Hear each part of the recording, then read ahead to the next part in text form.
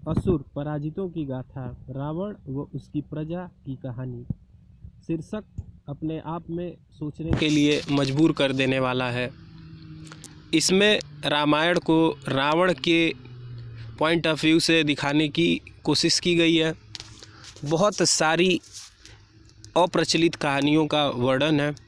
पुस्तक बहुत ही मज़ेदार है। इस पुस्तक को पढ़ने के बाद आप बहुत ही रोमांचित महसूस करेंगे। इस पुस्तक की एक कहानी आपको वर्णित करना चाहूँगा, या एक कहानी मैं आपको बता रहा हूँ।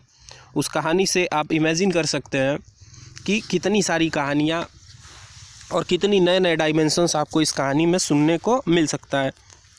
तो कहानी ऐसी है कि सीता जो थी वो रावण की पुत्री थी। इस पुस्तक में ऐसा बताया गया है, जब सीता का जन्म रावण के यहाँ होता है तो रावण के यहाँ भविष्यवाणी होती है कि ये लड़की जो है वो तुम्हारी मृत्यु का कारण बनेगी।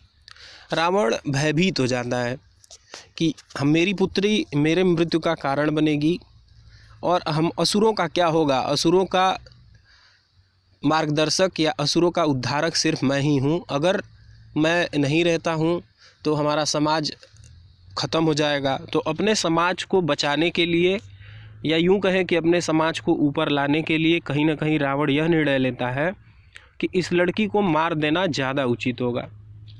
तो उस लड़की को मारने के लिए वो एक योजना बनाता है कि मैं युद्ध करने जाऊंगा और उसका दोस्त भद्र, जिसको इस पुस्तक की सारी कहानी रावण बता रहा होता है, उसको साथ में ले कर के रावण, सीता और भद्र तीनों जंगल की तरफ जाते हैं। रावण युद्ध करने चला जाता है। भद्र को उस लड़की को मार देना है, तो लड़की को मारने के लिए भद्र ले जा रहा होता है। अचानक भद्र को ठोकर लगती है। लड़की उसके हाथ से छिटक कर कहीं दूर गिर जाती है। गिरती है तो दलदल में गिरती है। गिरने के बाद लड़की रोना शुरू कर देती है।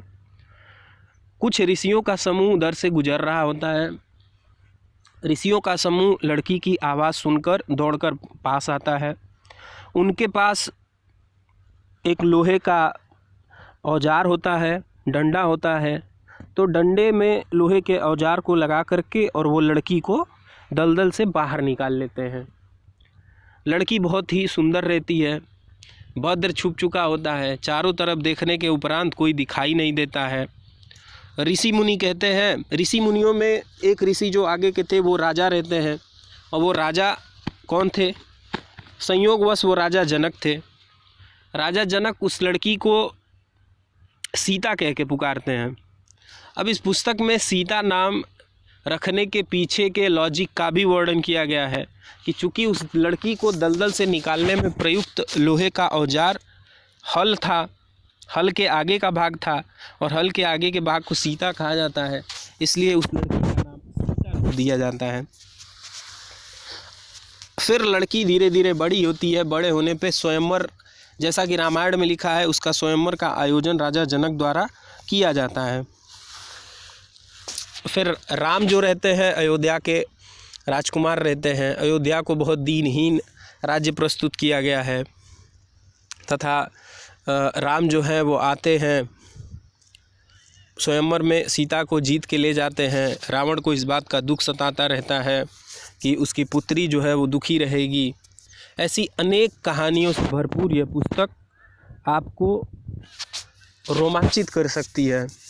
मैं इस पुस्तक को 5 में से 4 रेटिंग देता हूँ और सबको रिकमेंड करूँगा कि please read this book. After reading this book you will definitely go for mythological fictions. Mythological fictions are best fictions, I think.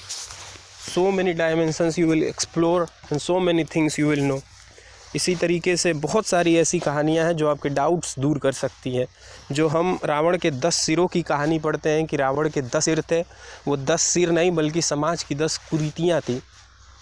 तो इस तरीके की नई नई चीज़ों को जानने के लिए आप माइथोलॉजिकल फिक्शंस पढ़ सकते हैं और समाज से कुरीतियों को दूर कर सकते हैं। Please read this book. After that please tell me which kind of book is this.